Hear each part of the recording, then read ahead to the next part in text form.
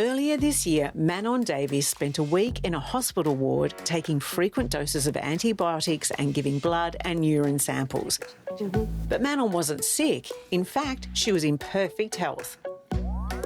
Well, the ad appeared on my social media at just precisely the right time for me. I had some time off work, and like many people, I was feeling the pinch financially and always looking for new ways to supplement my income. Each year, thousands of Aussies like Manon and fellow participant Ellie Answorth sign up for paid clinical trials, helping test new and potentially life-saving medical treatments. Knowing that you're playing a vital role in medical research is pretty cool. Yeah. You can't be scared of needles. You can't have a needle phobia or a blood phobia to do this. But you will get over it. Yeah, if you absolutely. I'm not scared of having blood taken at all anymore. If there's a new vaccine. But at this new research clinic in Melbourne, Dr Andrew Brockway and Professor James McCarthy are calling on Victorians to volunteer for a different type of clinical trial. Pop this on your finger. One that involves deliberately infecting healthy patients. Doherty clinical trial is quite unique. There's a number of clinical trial facilities around Australia that conduct early phase clinical research. Doherty Clinical Trials also has a specialisation in what's called the human challenge model. So human challenge trials are studies where we intentionally give people a small dose of some sort of virus or bacteria or parasite and then follow the course of their infection after treatment, or whether they actually protected if we've already vaccinated them. So it's a really powerful way to figure out whether new treatments or vaccines actually work without going to sick people in communities and risking that treatment not work in those communities.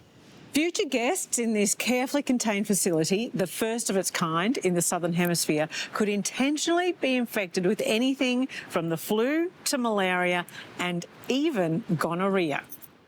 We've also got some interesting and new studies. So, for example, in Melbourne, we are working with colleagues at the Doherty Institute to develop a Buruli ulcer challenge model where we would actually scratch the people's skin with the bacteria that causes Buruli ulcer and then see whether the treatments we've got work and whether we can develop a vaccine for that.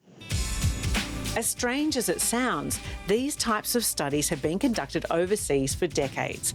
But the Doherty Institute have worked extra hard to make their clinic feel as unclinical as possible by providing such creature comforts as extra wide beds, high-quality bedding and a cosy living room for their virus volunteers. Meanwhile, they've also got access to all the important clinical facilities like you would have in a hospital, so resuscitation equipment, all that sort of thing. So if something was to go wrong, God forbid, we're ready for it and we're trained for it and we've got all the necessary equipment. So it's sort of that cross between a hotel and a hospital that we really aim to get in place. Payment for these studies is similar to jury duty. It depends on the length of the trial, not what you've been infected with. But money aside, you may be wondering who voluntarily catches an infectious disease.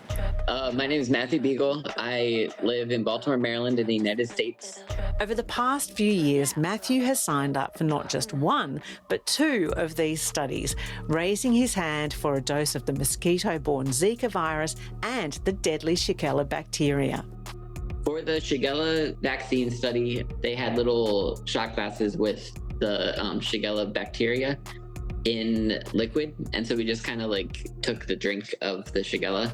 And then from the Zika study, they would have the mosquito in a cup with a mesh top, and we would sit with our arm kind of over top of the cup while the mosquitoes bit us for 30 minutes or so until they had enough bites from that set of mosquitoes.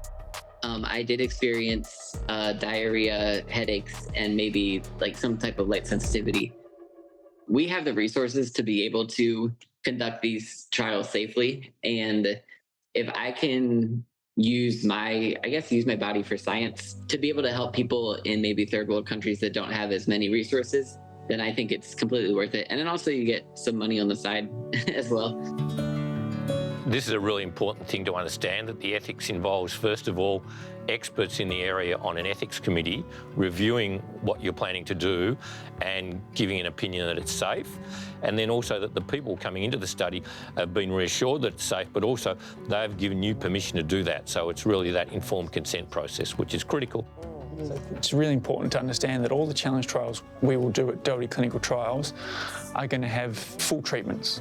And they're not going to be risking their family, for example, transmitting the infection to their family. That's one of the really important things to know, that when people participate in their studies, we make sure that they're no longer infectious when they leave our unit. No, it's very clever. Obviously, I have a family, I have children. I would never do anything to put myself at risk. But I also think that every trial is approved by the Australian Ethics Committee. It's safe. And I'm also helping advance medical knowledge. It's very satisfying.